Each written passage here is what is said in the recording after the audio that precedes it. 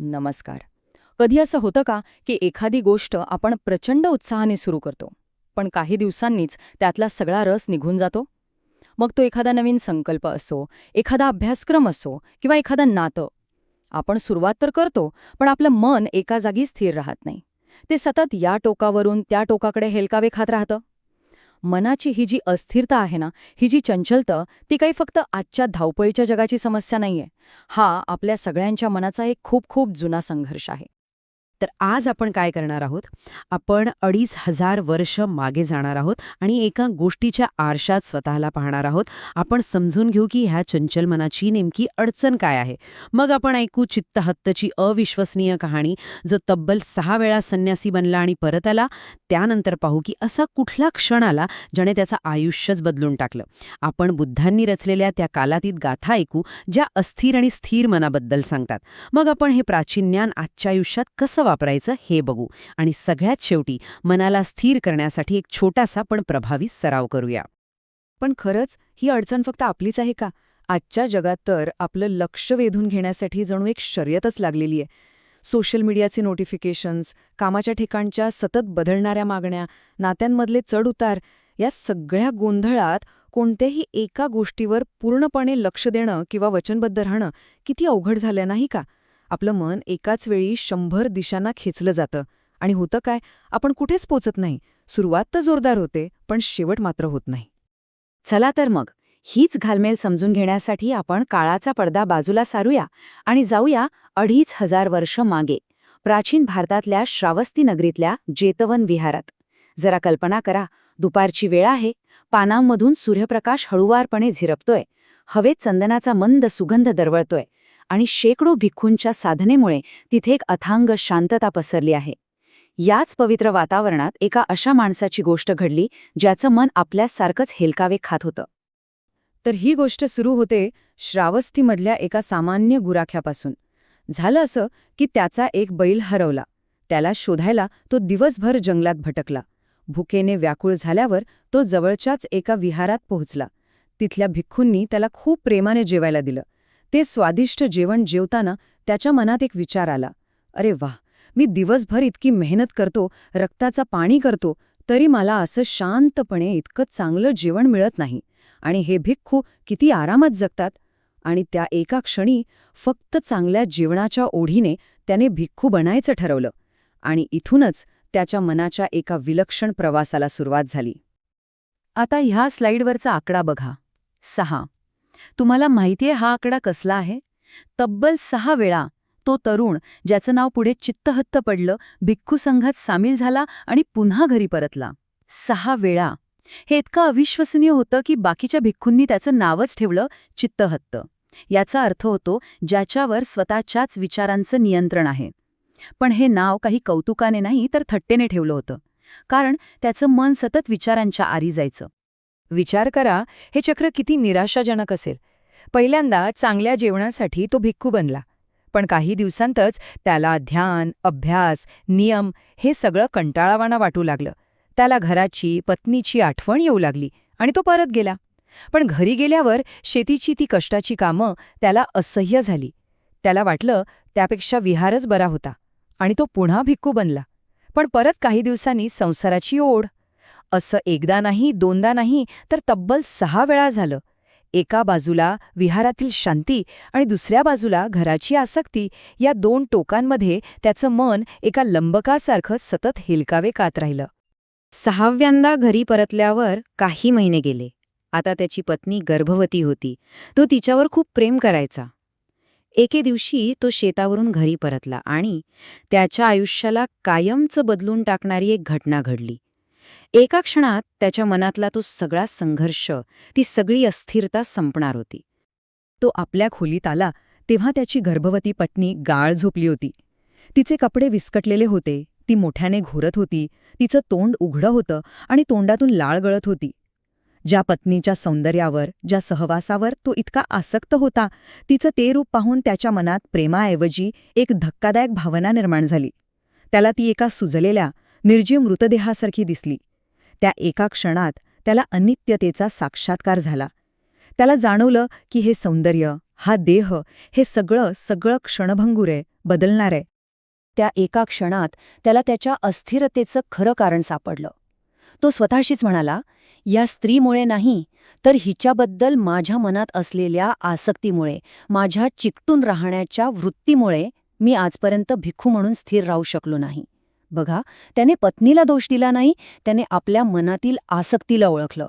त्याच्या सगळ्या समस्येचं मूळ त्याला सापडलं होतं. त्याच क्षणी दुसरा कोणताही विचार न करता चित्तहत्थने आपले पिवळे वस्त्र घेतले आणि 7व्यांदा आणि शेवटच्या वेळी विहाराकडे धाव घेतली. यावेळी त्याचा निश्चय पक्का होता. वाटेतच अनित्यतेवर चिंतन करता करता तो ज्ञानाच्या प्रवाहात दाखल झाला, जिथून परत फिरणं शक्य नव्हतं. विहारात पोचल्यावर काही दिवसातच त्याने अर्हतपद प्राप्त केलं. हे पाहून इतर भिक्खूंना प्रचंड आश्चर्य वाटलं.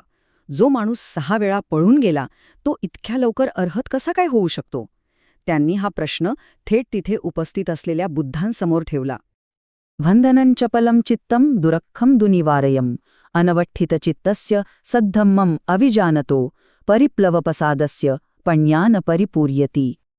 तेव्हा बुद्धांनी उत्तर दिलं, हे भिक्खूंनो, ज्याचं मन सतत थरथरत राहतं आणि चंचल असतं, ज्याचं रक्षण करणं आणि ज्याला आवर घालणं खूप कठीण आहे, असं अस्थिर चित्त असलेल्या, सद्धम्माला न जाणणाऱ्या आणि ज्याची श्रद्धा सतत डळमळत असते, अशा व्यक्तीची प्रज्ञा कधीही परिपूर्ण होत नाही. ही गाथा म्हणजे जणू चित्तहत्येच्या भूतकाळाचं अचूक वर्णन होतं. यातला एक महत्वाचा पाली शब्द आहे अनवठ्ठित चित्तस्य. याचा अर्थ आहे अस्थिर चित्त असलेल्या व्यक्तीचे. याची कल्पना करून बघा. समजा एका भांड्यात पाणी आहे. जोपर्यंत भांडं स्थिर आहे तोपर्यंत पाणीही शांत आहे. पण भांड्याला थोडा जरी धक्का लागला की ते पाणी आतल्या आत हेलकावे खाऊ लागतं, अस्थिर होतं. अगदी तसंच हे मन. हा शब्दच मनाची ती डळमळीत अवस्था आपल्या डोळ्यासमोर उभी करतो. अनवसुच्छ चित्तस्स अनन्वाहत चेतसो पुण्यपापपहीनस्स नत्थी जागरतो भयम. मग बुद्धांनी चित्तहत्थच्या आत्ताच्या स्थितीचं वर्णन करणारी दुसरी गाथा सांगितली. पण ज्याचं चित्त वासनेच्या पुरात वाहून जात नाही, ज्याचं मन द्वेषाने प्रभावित होत नाही, ज्याने पुण्य आणि पाप या दोन्हींच्या पलीकडे जाऊन त्यांना सोडून दिला आहे आणि जो सतत जागृत राहतो, अशा व्यक्तीला कुठलंच भय उरत नाही. आणि ह्यातला सगळ्यात महत्वाचा शब्द आहे जागरतो. याचा शब्दशः अर्थ आहे जागृत असलेल्यांसाठी. पण याचा अर्थ फक्त झोपेतून उठणं असा नाहीये. याचा खरा अर्थ आहे सजग असणे, सतर्क असणे. आपल्या मनात जे काही विचार आणि भावना येतात त्यांच्या प्रवाहात वाहून न जाता त्यांना फक्त पाहणे एका साक्षीभावाने. हीच ती माइंडफुलनेस किंवा अवेअरनेसची अवस्था आहे. तर ही झाली चित्तहत्तची गोष्ट. पण या 2500 वर्षांपूर्वीच्या गोष्टीतून आणि बुद्धांच्या ह्या 2 गाथांमधून आपण आपल्या आजच्या आयुष्यासाठी काय घेऊ शकतो? हे प्राचीन ज्ञान आपल्या आधुनिक मनासाठी एक युजर मॅन्युअल कसं बनवू शकतं? चला पाहूया. या 2 गाथा म्हणजे आपल्या मनाच्या 2 मूलभूत अवस्था आहेत. जणू काही 2 चित्र. आणि निवड आपल्याला करायची आहे. एका बाजूला आहे अस्थिर मन. इथे श्रद्धा आणि उत्साह सतत वरखाली होतो.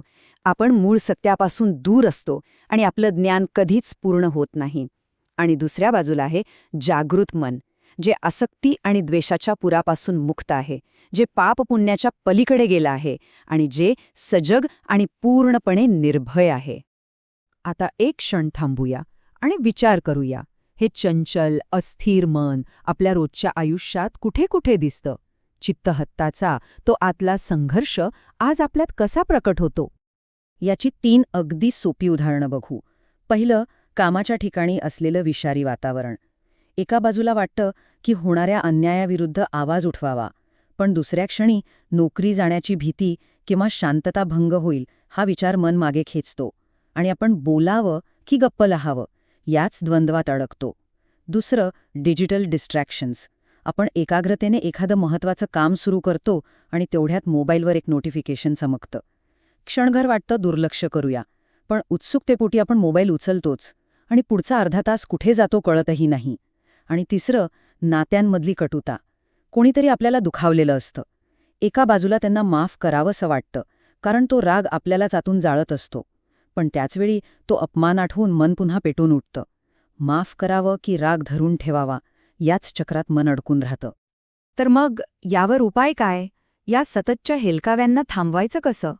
चित्तहत्थच्या प्रवासातून प्रेरणा घेऊन आपण आपल्या प्रॅक्टिस लॅबमध्ये एक असं पाऊल उचलू शकतो जे आपल्याला अस्थिरतेकडून स्थिरतेकडे घेऊन जाईल.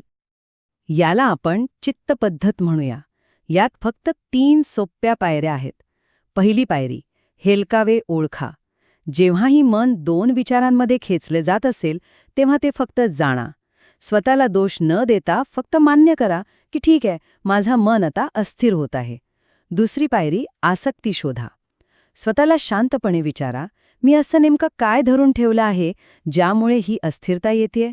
कामाच्या ठिकाणी कदाचित ती सुरक्षिततेची आसक्ती असेल. नात्यांमध्ये मीच बरोबर आहे हे सिद्ध करण्याची आसक्ती असेल. आणि तिसरी पायरी, आपल्या हेतूशी पुन्हा जुडा. जसं चित्तहत्थने आसक्तीला ओळखून तिला सोडून दिलं आणि विहाराच्या मार्गावर परत आला, तसंच आपणही आपल्या मूळ हेतूची आठवण करायची. माझा खरा हेतू शांतता मिळवणे आहे की बदला घेणे? हे स्पष्ट झालं की त्या आसक्तीपासून जाणीवपूर्वक दूर व्हा आणि आपल्या निवडलेल्या मार्गावर परत या. आणि जाता जाता एक शेवटचा पण सगळ्यात महत्त्वाचा प्रश्न. आपल्या आयुष्यातली अशी कोणती एक मुख्य आसक्ती आहे, अशी कोणती एक गोष्ट आहे जी जर स्पष्टपणे दिसली, तिला जर ओळखता आलं, तर आपल्या या चंचल मनाला खरी स्थिरता, खरी शांती मिळू शकेल? यावर नक्की विचार करा.